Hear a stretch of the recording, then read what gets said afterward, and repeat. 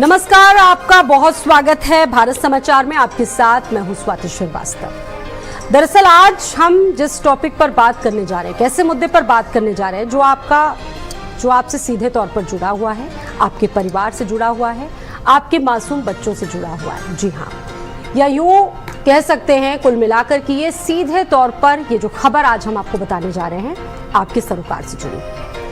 जो बच्चे school van से जाते हैं, वैन का इस्तेमाल करते हैं, बस स्कूल से जाते हैं, लेकिन क्या आप जानते हैं कि ये स्कूल बस, ये स्कूल वैन्स आपके बच्चों, आपकी बच्चियों के लिए कितने सेफ हैं या फिर नहीं?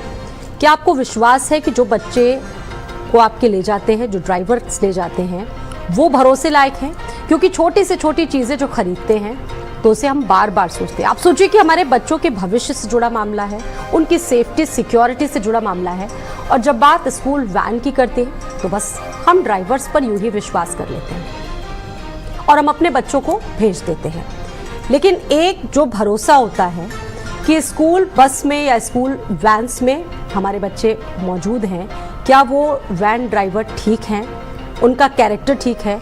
क्योंकि बहुत सारे ऐसे चौंकाने वाले खुलासे हुए हैं जिन्होंने ना सिर्फ भरोसा तोड़ा है बल्कि कई सवाल उठाए हैं। लखनऊ में अपराधी स्कूल की गाड़ियां चला रहे हैं। एक बड़ी खबर आपको इससे जुड़ी हुई पहले बता दें, लखनऊ में अपराधी जो हैं स्कूल की गाड़ियां चला रहे हैं। बड़ा खुलासा हुआ है पुलिस वेरिफिकेशन में। 49 ड्राइवर्स पर ऐसे संगीन आरोप लगे, एलिगेशन लगे हैं। 100 से ज्यादा ड्राइवर्स पर गंभीर मामलों में केस है। और आप सोचिए कि हत्या, रेप, दंगे, बहुत सारे गंभीर आरोप लगे स्कूल ड्राइवर्स पर। मिशन भरोसे को लेकर जिलाधिकारी ने एक लिस्ट सामने की थी जिसमें 4 साल की बच्ची से रेप हुआ था। डीएम ने इस मामले में रिपोर्ट मांगी थी। और लखनऊ में अपराधी जिस तरीके से स्कूलों की गाड़ियां चला रहे, एक बहुत बड़ी लापरवाही इस मामले में कही जा सकती है। और इस वेरिफिकेशन में 49 ड्राइवर्स पर संगीन आरोप लगे। स्कूलों में बस वैन ड्राइवरों के पुलिस वेरिफिकेशन में ये बड़ा खुलासा हुआ है। हत्या से लेकर दंगे तक के आरोपी ड्राइवर है और 100 से ज्यादा ड्राइवरों पर गंभीर केस दर्ज है।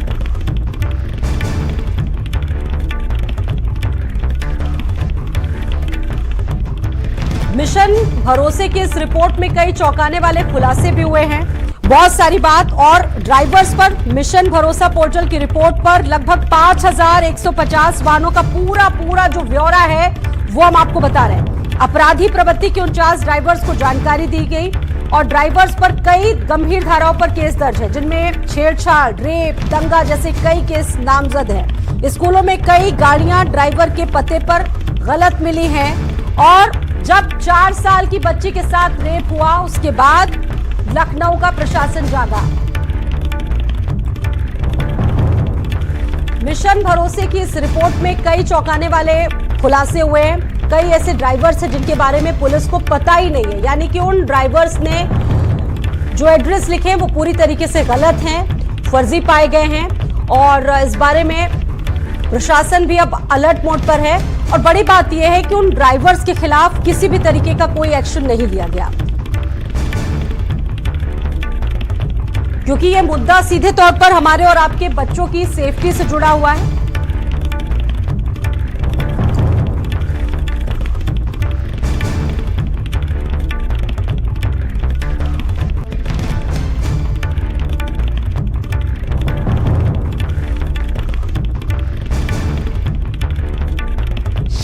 जिलाधिकारी ने रिपोर्ट बनाने के निर्देश दिए थे।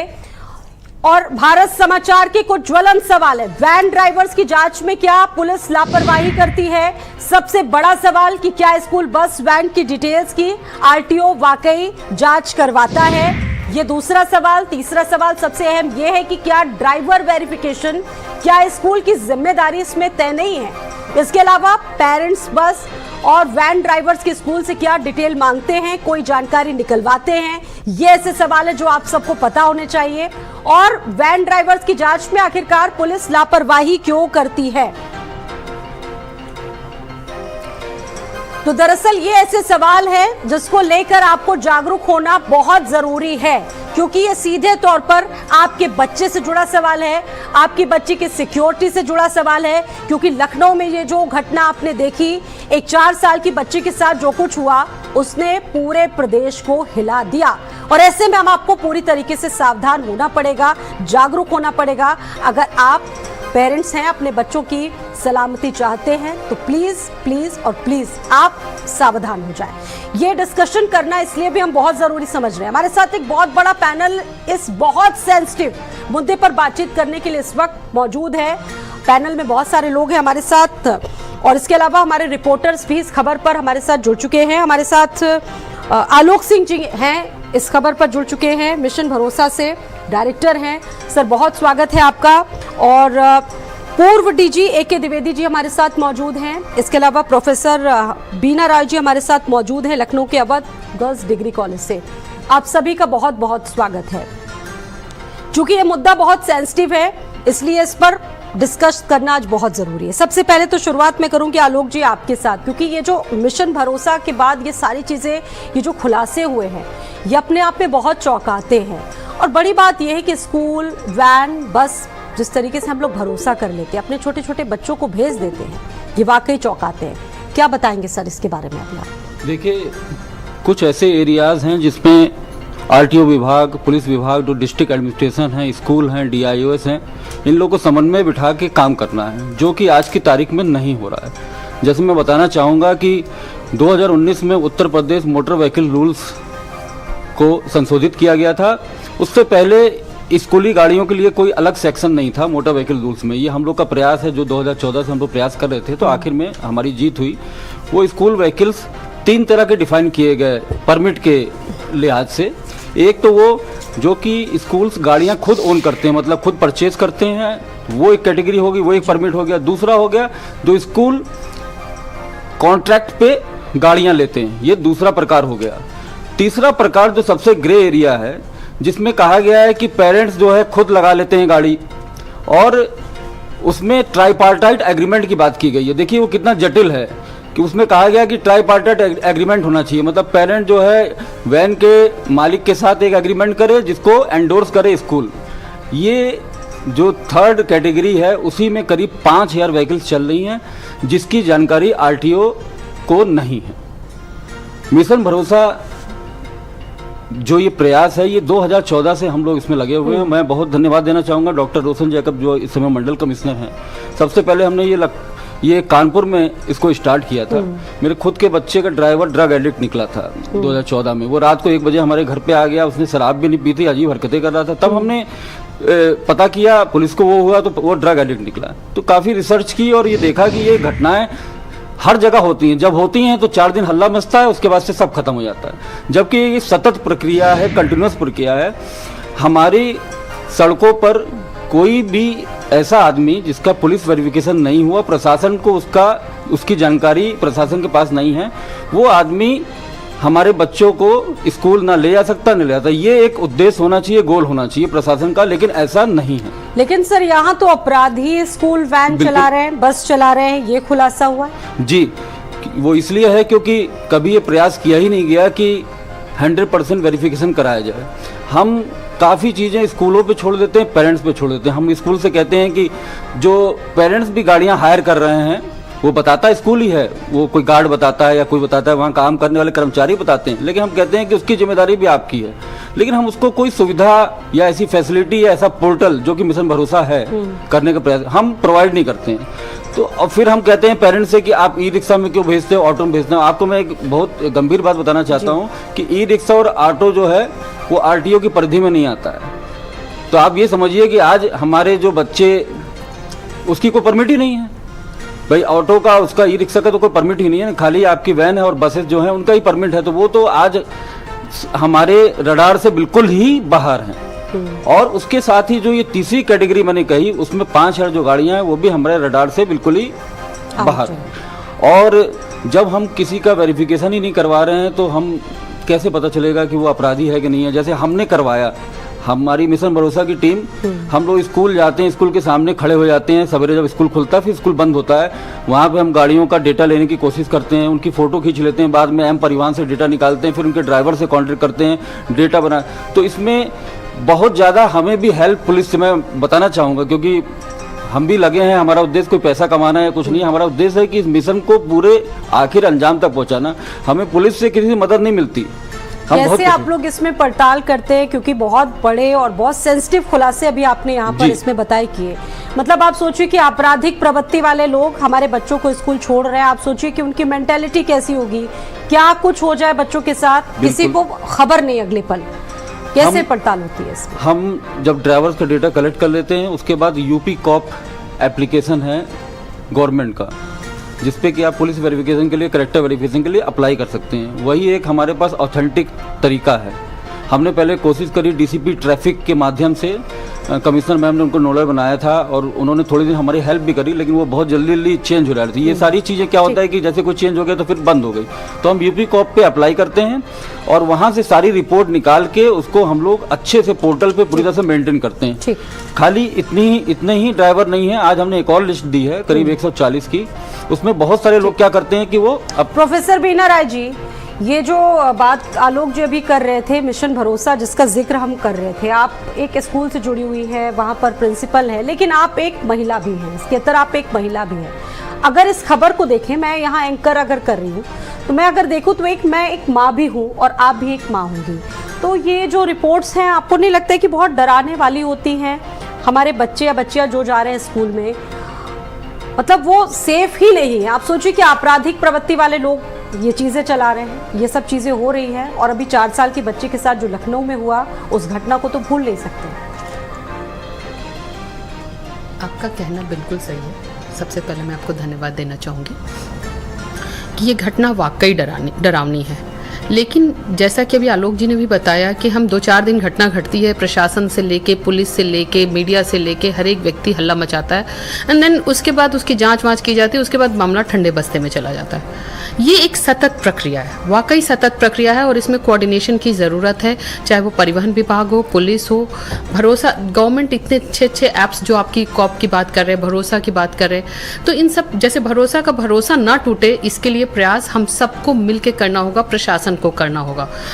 ये ध्यान रखना होगा कि हम अगर आरटीओ, स्कूल की जिम्मेदारी होगी, स्कूल की जिम्मेदारी फिक्स करनी होगी कि चाहे वो 3rd कैटेगरी जो बात हुई अभी कि ग्रे एरिया है, उस ग्रे एरिया को भी सिस्टम में लाना होगा। जब हम ई रिक्शा, टेम्पो इन सब की बात कर रहे हैं तो उनको भी सिस्टम में उस हिस्से का नियम कानून का बनाना होगा। हम रेवड़ी की तरह नहीं बांट सकते सारी चीज़ें कि आज आए और बांट दिया। स्कूल खोलने के लिए भी जो इस तरह के प्ले ग्रुप्स या ये बड़े स्कूल्स खुल रहे हैं, इसमें भी हमें ध्यान रखना होगा कि वो सारे मानक पूरे करते हों। हमारी पहुंच बहुत ऊंची है, हम बहुत अच्छे से वो सब कर रहे हैं, ये नहीं। आप अगर मानक पूरे कर रहे हैं तभी स्कूल खोले जाएं। आज स्थिति यह है कि सारे स्कूल्स को मर्ज किया जा रहा है और इधर हम स्कूल खोलते जा रहे हैं, तो हम मानकों को तोड़ते हुए स्कूल ना खोलें, उसको ध्यान रखा जाए। वैन्स में स्पेशली ध्यान रखा जाए कि ड्राइवर का केबिन सेपरेट हो और उसकी पूरी जांच की जाए। मैं एक चीज़ यहाँ पे और कहना चाहूँगी कि हर एक क्षेत्र में पुलिस थाना है।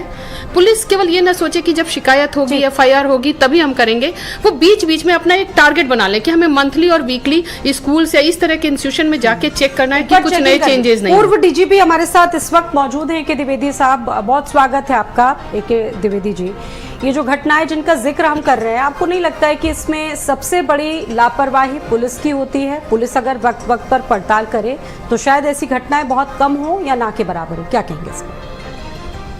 मैं इस बात से सहमत नहीं हूं कि इस तरीके के प्रकरणों में सबसे बड़ी, मैं दोहरा रहा हूं, सबसे बड़ी लापरवाही पुलिस की है।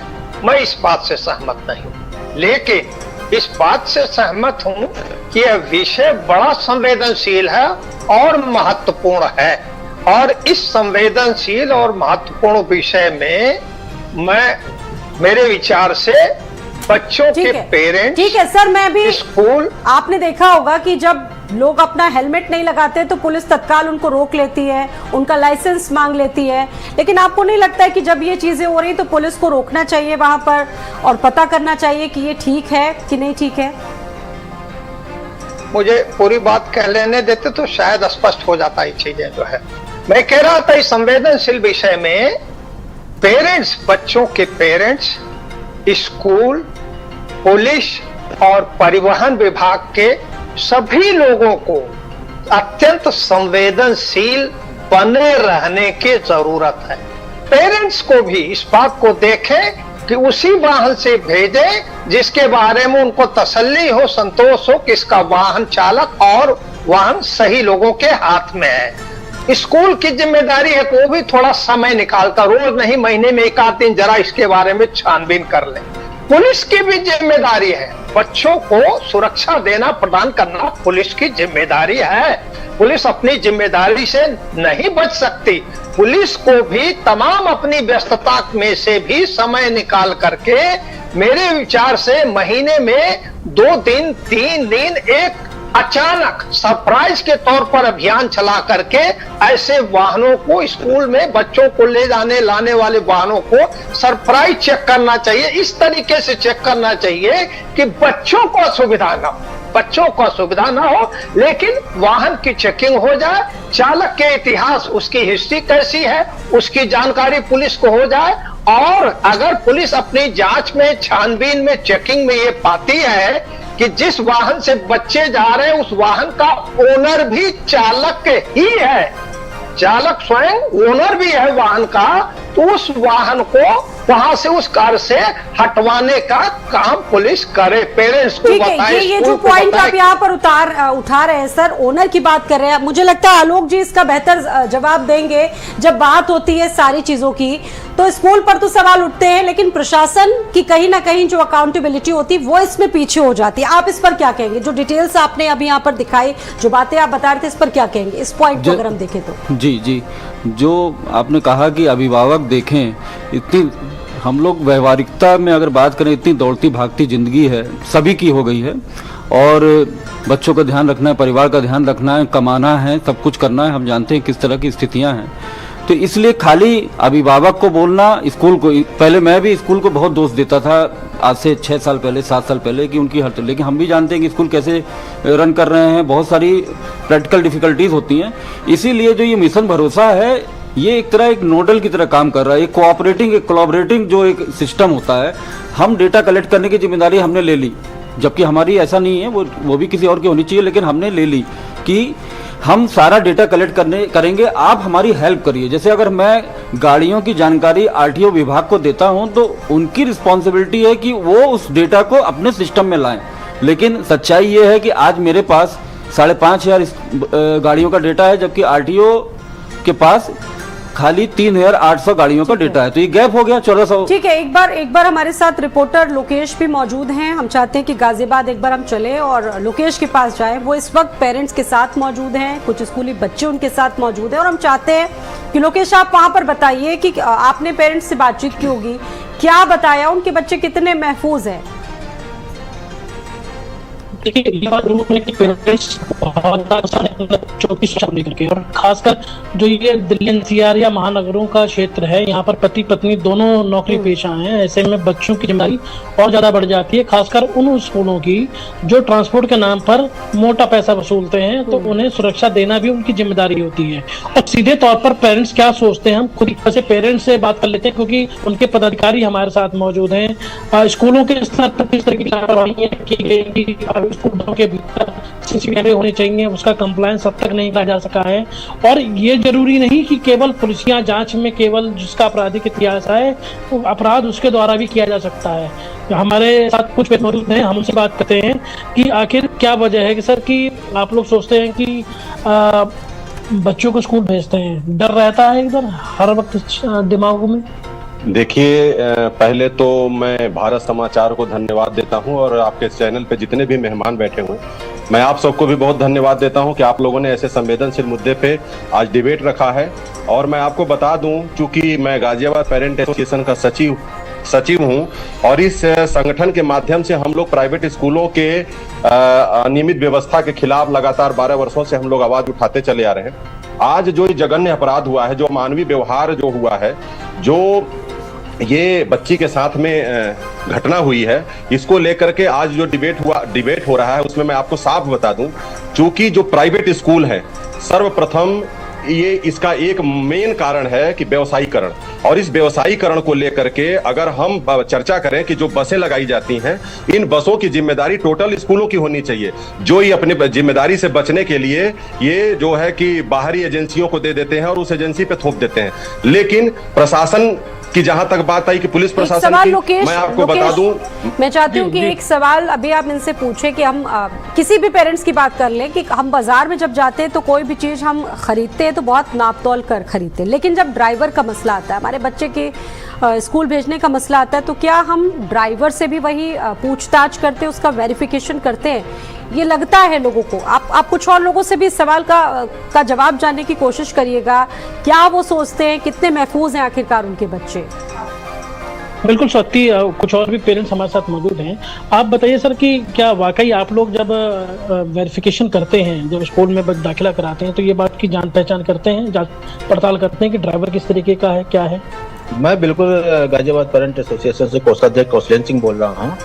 ये कोशिश करते हैं उस समय जानने की, लेकिन क्या होता है कि पूरी जानकारी स्कूल वाले देते नहीं है, सारी चीजें छुपाते हैं। स्कूल में कुछ उस समय वादा कुछ और करते हैं, होता कुछ और है, सारी चीजें हो नहीं पाती हैं।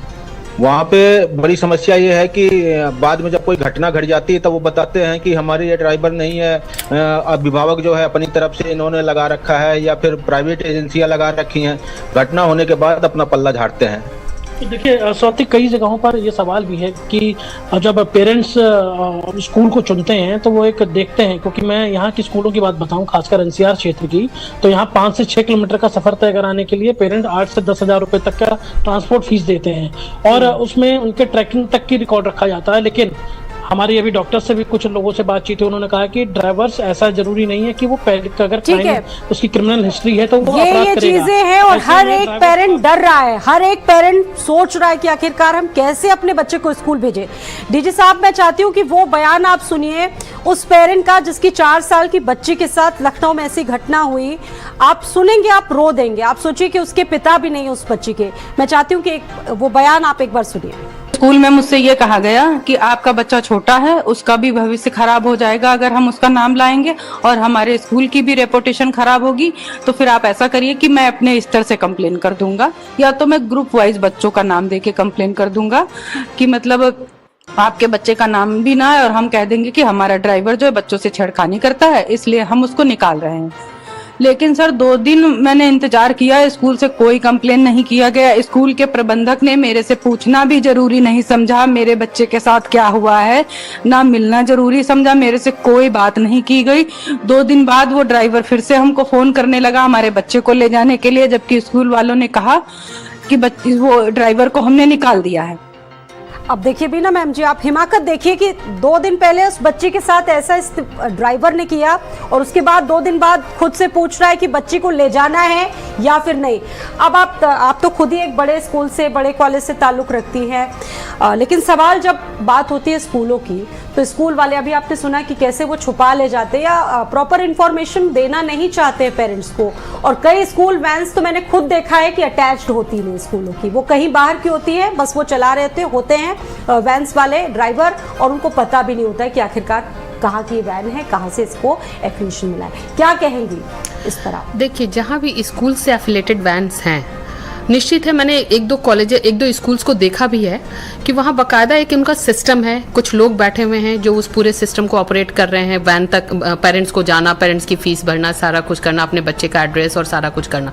तो निश्चित है कि स्कूल के अंदर आपने एक सिस्टम बना रखा है जो आपसे स्कूल से अटैच वैन है उनका सारा चीज़ देखना।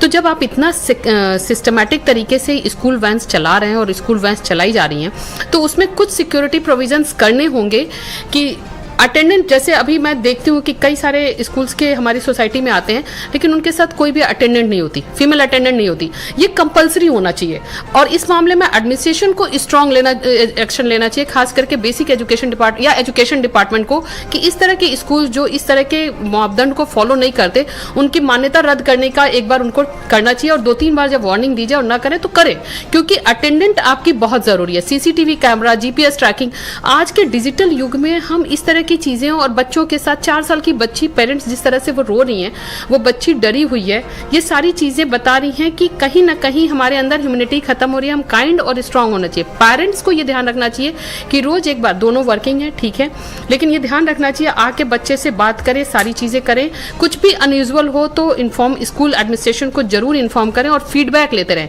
जैसा कि उन्होंने कहा कि स्कूल एडमिनिस्ट्रेशन ने कोई एक्शन नहीं लिया, तो ऐसे में पेरेंट्स का वाकई व्हाट्सएप ग्रुप होता है बच्चों का क्लास, उसमें पेरेंट्स से बात करके, इन लोग पेरेंट्स की भी जिम्मेदारी फिक्स होती है कि कलेक्टिवली जाके स्कूल पे या एडमिनिस्ट्रेशन के साथ मिलके प्रेशर पॉइंट मैम आपको याद होगा शुरुआत में उठाया होगा गुड टच और बैड टच की बात हो। अब आप सोचिए कि 3 साल के बच्चों को गुड टच और बैड टच के बारे में क्या पता होगा। आप सोचिए, आप 10 साल, 7-8 साल से नीचे या 10 साल से नीचे के बच्चे को नहीं ट्रेन कर सकते, लेकिन आज के जमाने में थोड़ा सा एडवांस हो गया है। हाँ। तो 7-8 साल के बच्चे को थोड़ा बहुत बताया जा सकता है, लेकिन 4 साल की बच्ची, हम ऐसे व्यक्तियों को क्यों सोचें जब हम रेप केसेस पढ़ते हैं 80 साल की वुमेन के साथ, 4 साल के बच्चे के साथ, अभी 3 साल की बच्ची का भी आपने पेपर में पढ़ा।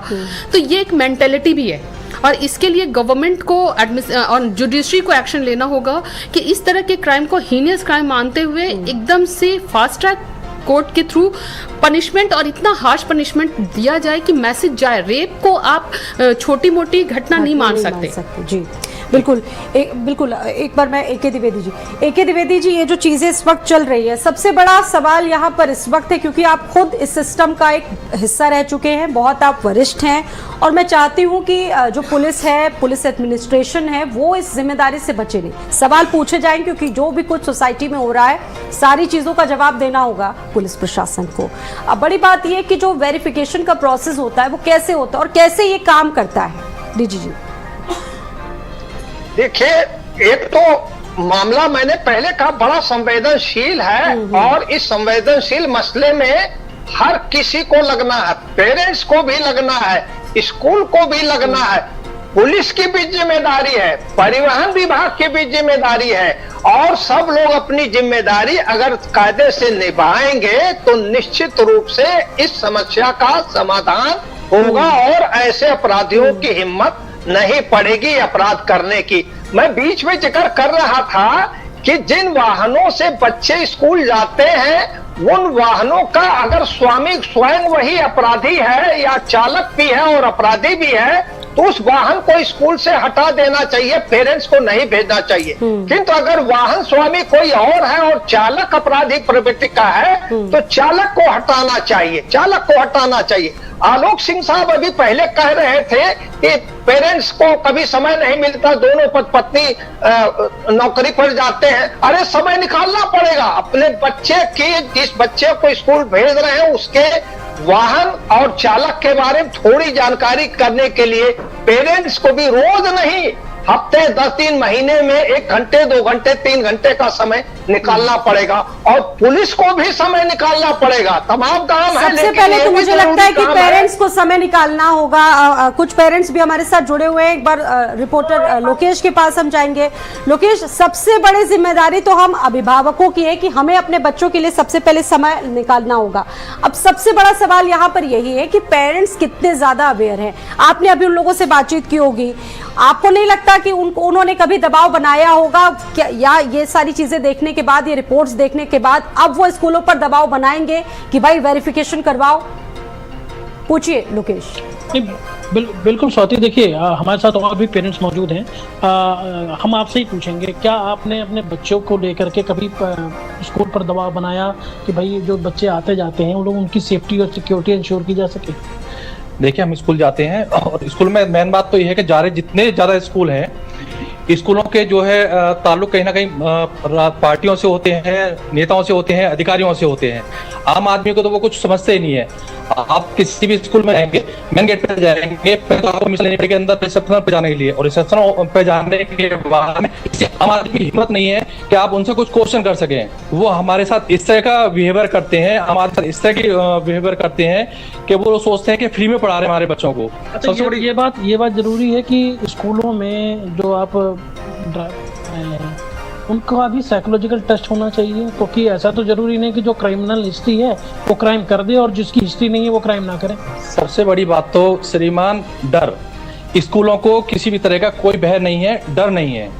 वो आए दिन जो है घटना होती रहती हैं, वो किसी तरह की कोई जिम्मेदारी लेना नहीं चाहते। आप देखिए आए दिन गाजियाबाद में एसडी ग्लोबल स्कूल के साथ कुछ दिन पहले घटना हुई, आए दिन कुछ ना कुछ स्कूल में होती रहती है। उनको डर ही नहीं है, उनको पता है कि हमारा जो है जान पहचान अधिकारियों से, नेताओं से हमारा कुछ बिगड़ेगा नहीं। तो ये भी एक बहुत बड़ी जो बिल्कुल स्कूल ये हैं, जो उनके सवाल वहां से बड़े उठ रहे हैं ठीक-ठाक पेरेंट्स रखते के हैं। बिल्कुल जायज है और डर भी बिल्कुल जायज है, और ये डर मुझे लगता है आलोक जी बहुत जल्दी खत्म होने। एक सवाल यहाँ पर ये भी है कि ये तो हम जो बात अभी जिक्र कर रहे हैं सिर्फ एक घटना का है। ओवरऑल अगर हम पूरे उत्तर प्रदेश की बात करें या देश की कहीं किसी भी राज्य की हम बात करें तो ब्रॉडर वे में ऐसे मामले रोजाना सामने आते, प्रतिदिन आंकड़े बहुत सारे हैं। क्या होना चाहिए सर?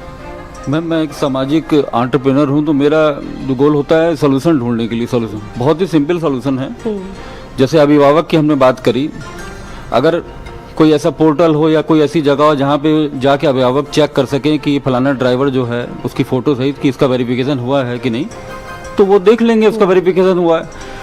अब अभिभावक से कहा जाए कि आप स्कूल को फोर्स करो या खुद ही आप वेरिफिकेशन करा दो, तो वो संभव नहीं है। तो जैसे हमने मिशन भरोसा में हमें बनाया है कि हम ये पब्लिक, हम जिनका वेरिफिकेशन करा रहे हैं वो डेटा पब्लिक कर देते हैं, तो आप देख सकते हैं इनका वेरिफिकेशन हुआ कि नहीं है। और हमने 3 तरह के वेरिफिकेशन इसमें रखे हैं, जो उन्होंने बात कही, बहुत अच्छी बात कही, पुलिस से, आरटीओ से, तीसरा हमने रखा है सीएमओ से। ओके। हाँ, क्योंकि साइकोमेट्रिक टेस्ट बहुत जरूरी है।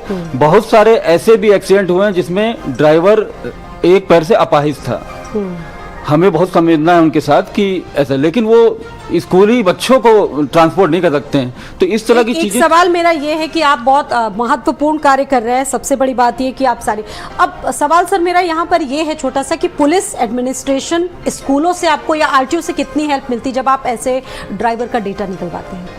मैम, हमें ये हेल्प नहीं मिली। मैं साफ इस बात को वो करता हूँ। हमें मैम ने, कमिश्नर मैम ने बहुत प्रयास किए और उन्होंने सबको इंस्ट्रक्शन दिए, आरटीओ विभाग को, पुलिस विभाग को, क्योंकि हम अपने आप में कुछ नहीं है, हमें कोई अथॉरिटी नहीं है, तो हमें उनकी हेल्प चाहिए, लेकिन बहुत हेल्प नहीं मिली। मैं जो अपने नए डीएम सर आए हैं, मैं बहुत अच्छा लगा जब उन्होंने मिशन भरोसा के बारे में जाना। उन्होंने 20 मिनट दिए, सबके सारे स्कूलों को उन्होंने बुलाया था, उन्होंने कहा कि बहुत अच्छी चीज़ है, ये तो होनी चाहिए। तो ऐसा लगा कि अब इसका कुछ हम इसको किसी अंजाम तक ले जाएंगे। लेकिन ये सच्चाई ये है कि पुलिस 10%, 15%, 20% ऐसे केसेस में हमारे पास आए। मैं आपके माध्यम से बताना चाहूँगा कि 2000, 1000 रुपये मांग के वेरिफिकेशन कर दिया, तो फिर पर्पस ही डिफीट हो गया। हम क्या वेरिफिकेशन कराएंगे? जब आप पैसा लिया और आपने वेरिफिकेशन कर दिया तो उसका क्या मतलब निकला? तो ऐसे भी केसेस होंगे। तो ये तो खैर एक ह्यूमन वैल्यूज़ की बात हो गई कि तो ये सारी चीज़ें हो सकती हैं अगर जिला प्रशासन उसकी जिम्मेदारी ले। हम दूसरे पे जिम्मेदारी नहीं थोप सकते। हम कहें कि स्कूल कराए, स्कूल कहे कि पेरेंट्स कराइए, पेरेंट्स अपना देख लें कहाँ कैसे ले आना है, और शिक्षा विभाग कहे कि स्कूल का है, आरटीओ कहे कि नहीं हमारा सब्जेक्ट नहीं है, जबकि ये आरटीओ का ही सब्जेक्ट है। 2019 में जो 26वां अमेंडमेंट हम लोग Uttar Pradesh motor vehicle rules में लाए हैं, उसके तहत पुलिस वेरिफिकेशन भी अब ट्रांसपोर्ट विभाग की ही जिम्मेदारी है, जो कि ये नहीं मानते हैं। जी। मैं इनको बार बार वो एक्ट दिखाता हूँ, ये उसको मानते ही नहीं है, जबकि उसमें खुद लिखा है। बिल्कुल। और बीना राय जी, यही सवाल है, जब स्कूल वाले खुद पीछे अपनी जिम्मेदारियों से हट रहे हैं। अभी आपने शुरुआत में जिक्र किया था कि जब छोटे बच्चों को स्कूल ले जाते हैं या फिर किसी गर्ल चाइल्ड को अगर हम भेज रहे हैं तो किसी ना किसी एक महिला अटेंडेंट की भी जरूरत होनी चाहिए। ये भी एक पॉइंट इसमें होना चाहिए। क्या कहेंगे आप इस पर? बिल्कुल, फीमेल अटेंडेंट होनी चाहिए, GPS camera, side separate cabin driver और कंडक्टर का होना चाहिए। दूसरी चीज़ ये होना चाहिए कि जो कलेक्टिव रिस्पॉन्सिबिलिटी है, एक शुरुआत होनी चाहिए। जब प्रेजेंट डीएम इतना सेंसिटिव हैं और उन्होंने जो आलोक जी बता रहे हैं कि भरोसा दिखाया और 20 मिनट बाद की, तो घटना घट चुकी है, उस घटना के अगेंस्ट में जो भी एक्शन लेना, उस घटना के लिए अपराधी को जो सजा देनी वो सब करें। लेकिन अब इसी के साथ वो ये शुरुआत कर दे कि ये अब रुके नहीं प्रक्रिया, ये सतत चलती रहे। महीने में ही एक बार वो मीटिंग करें। जो रिकॉर्ड इन लोगों ने दिया है कि जो आपराधिक प्रवृत्ति के ड्राइवर्स या वैन वाले हैं उनको पूरी तरह से हटा दिया जाए। ये भी हम नहीं कह सकते, लेकिन उनको कहीं और इनकॉर्पोरेट या उनको सुधरने का मौका दिया जाए। लेकिन अगर इस तरह की प्रवृत्ति है तो बिल्कुल उनको हटा दिया जाए, क्योंकि कितना भी है तो ये हमारे बच्चे हैं। इन बच्चों के भविष्य के साथ, उनकी ज़िंदगी के साथ हम समझौता नहीं कर सकते, हम उनको बहुत ही टेकन फॉर ग्रांटेड नहीं ले सकते। लेकिन इस शुरुआत को अब इसी बहाने कि अगली कोई घटना घटे फिर हम जागें, उससे ज़्यादा ज़रूरी है कि हम इस प्रक्रिया को अब सतत चलाते हुए पुलिस वेरिफिकेशन, टीचर्स भी, अरे पेरेंट्स भी इस बात को ध्यान रखें, बीच बीच में पता करते रहे कि पुलिस वेरिफिकेशन हुआ कि नहीं हुआ।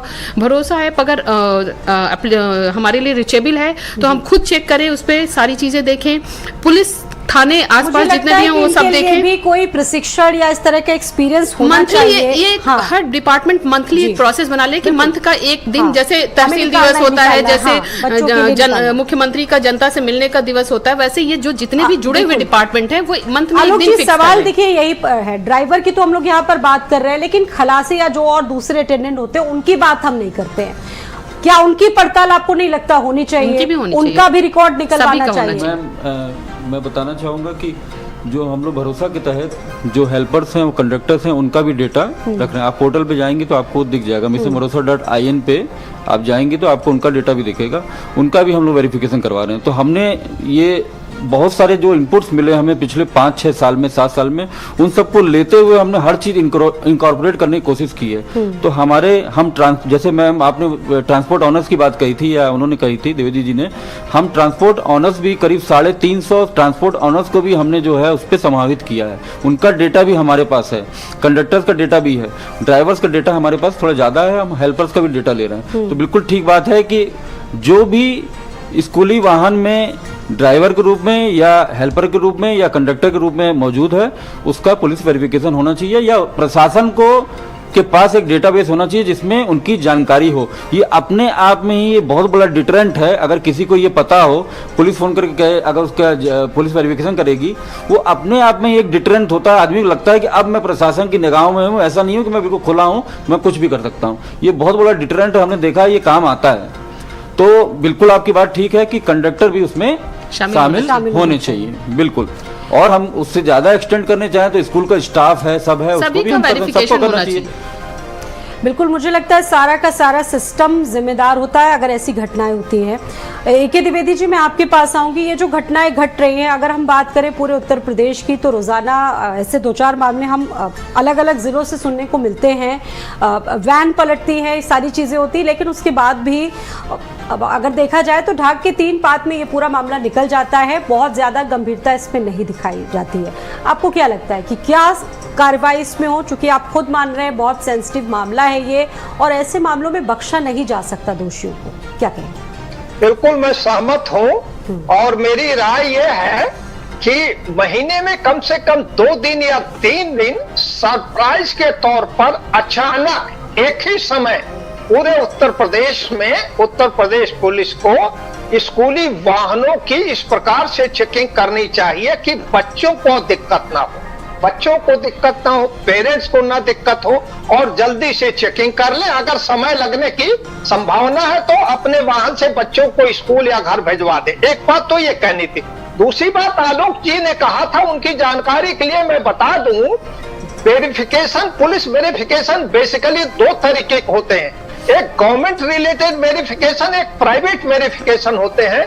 तो जो प्राइवेट वेरिफिकेशन होते हैं उसके चार्ज गवर्नमेंट ने निर्धारित कर रखा है, वो भुगतान करना पड़ता है, गवर्नमेंट की ट्रेजरी में जाता है। एक चीज और कहेंगे निवेदन के तौर पर, आलोक जी को अगर कहीं पर किसी जनपद में सहयोग नहीं मिलता है तो मेरा सुझाव ये है, कुछ जनपद के जो सीनियर मोस्ट पुलिस ऑफिसर है उनसे मिले, समय लेकर के अपनी बात बतावे, और मुझे विश्वास है पूरा सहयोग मिलेगा। लेकिन सर, सबसे बड़ा सवाल जो मुझे लगता है, लखनऊ की ये जो घटना घटित हुई, वहां पर तो सबसे बड़ी जिम्मेदारी स्कूल की थी। स्कूल को सबसे पहले मुझे लगता है कि मैम इनिशिएटिव लेना चाहिए था। उल्टा प्रबंधन ने तो महिला को ही धमका दिया, कहा कि मामला दबा दो। और ऐसा बहुत सारे स्कूलों में होता है, पेरेंट्स डरते हैं कि उनके बच्चों की बदनामी ना हो, रफा दफा हो जाते हैं यही से मामले, और सामने रेज नहीं हो पाते। इस मंच से मुझे कहना नहीं चाहिए, लेकिन अचानक से दिमाग में आ गया। एक डिग्री कॉलेज के प्रिंसिपल के रूप में मैं किसी कॉलेज में, स्कूल में ही मिलने गई थी, और मैंने अपना कार्ड भी भेजा, मैंने अपने वहाँ के गार्ड से भी बोला, पर अनफॉर्चुनेटली वहाँ रिसेप्शन पे बैठी भी रही, पर अनफॉर्चुनेटली मिलने की जहमत वहाँ की प्रिंसिपल ने नहीं उठाई। एक इक्वल लेवल या उस कंडीशन में कि चलो कोई कॉलेज का प्रिंसिपल ही आया है, कम से कम मिल लेते हैं। तो जब हमारे कार्ड, हमारे इस पे ये हालत है, तो एक आम पेरेंट्स की सिचुएशन क्या होती होगी, आई कैन अंडरस्टैंड। और ये दोनों स्कूल लखनऊ के बहुत ही रेपुटेटेड स्कूल है, मैं नाम नहीं लूँगी, पर ये मेरा पर्सनल एक्सपीरियंस है। तो एक तरह से ये चीज़ें जब इस हद तक हो रहा है और पेरेंट्स का कर रहे हैं, तो स्कूल को जिम्मेदार, ठीक है कि कुछ हम मानते हैं कि जो स्कूल वैन होती हैं उनके कॉस्ट इतनी ज़्यादा है कि बहुत सारे पेरेंट्स नहीं बियर कर सकते, तो उस कंडीशन में जो वो प्राइवेट वैन करते हैं या ये सारी चीज़ें हैं, हाँ वहाँ पे पेरेंट्स की जिम्मेदारी बनती है कि उस वैन के सारी डिटेल्स वो अपने आसपास के थाने को दें, साथ में स्कूल एडमिनिस्ट्रेशन को भी दे दें कि हमारे बच्चे इस प्राइवेट वैन से आ रहे हैं, बिकॉज वो अफोर्ड नहीं कर पाते, बहुत सारा डिफरेंस होता है। ऑटो और इन सबको भी शामिल जरूर किया जाना चाहिए, लेकिन पुलिस प्रबंधन स्कूल प्रबंधन जो ये कह के कि हम देखते हैं, हम कर रहे हैं, हम बात को दबाइए, फिर तो घटनाएं रुकेंगी नहीं ना, घटनाएं कभी नहीं रुकेंगी। स्कूलों को इससे कनेक्ट होना होगा, स्कूल को थोड़ा सेंसिटिव होना होगा, स्कूलों को सेंसिटिव होना होगा, तभी ऐसी घटनाएं सोचना होगा। मुझे लगता है स्कूल प्रबंधन के हर एक व्यक्ति को, वो अभिभावकों को हो, स्कूली प्रबंधन नहीं, प्रशासन के हर एक व्यक्ति को ये सोचना होगा कि हमारी बच्ची क्या कहना चाहेंगे जल्दी से। वो स्कूल ने जिस स्कूल की हम लोग बात कर रहे हैं, वो गाड़ी जो है वो स्कूली गाड़ी की तरह आरटीओ ट्रांसपोर्ट विभाग के पास वो नहीं है, उस गाड़ी का कोई रिकॉर्ड नहीं, हमारे पास था, हमने चेक किया, वो हमारे पास इसलिए था क्योंकि, तो मैं ये बताना चाहता हूँ कि स्कूल, उसकी जिम्मेदारी स्कूल क्योंकि फंसा है, उन्होंने वैसे बताया होगा कि गाड़ी कर लो, लेकिन गाड़ी वो वैसे नहीं चल रही है, लीगल वे में नहीं चल रही है, ये भी बहुत बड़ी बात होगी, यही बहुत बड़ी बात है। स्कूल की ही जिम्मेदारी है कि वो जवाब दे रहा है, कह रहा है चलाओ, लेकिन वो उसकी कोई भी लीगलिटीज को कंप्लीट नहीं कर रहा है, कोई भी फॉर्मेलिटीज कंप्लीट नहीं कर रहा है। इसका जैसे आप, ठीक है सर,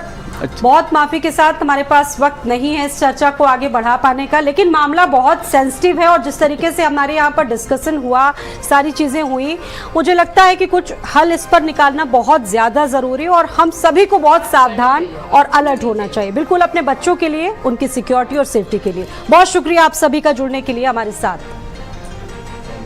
तो अपराधी स्कूल बसेस वैन चला रहे और ये मामला सीधे तौर पर आपके बच्चों से जुड़ा हुआ है और ऐसे में अभिभावक अपने ही स्तर से बच्चों के लिए जो व्यवस्थाएं कर रहे हैं, कृपया वो सावधान हो जाइए, क्योंकि ये जो मामला है वो आपको सावधान करने वाला है।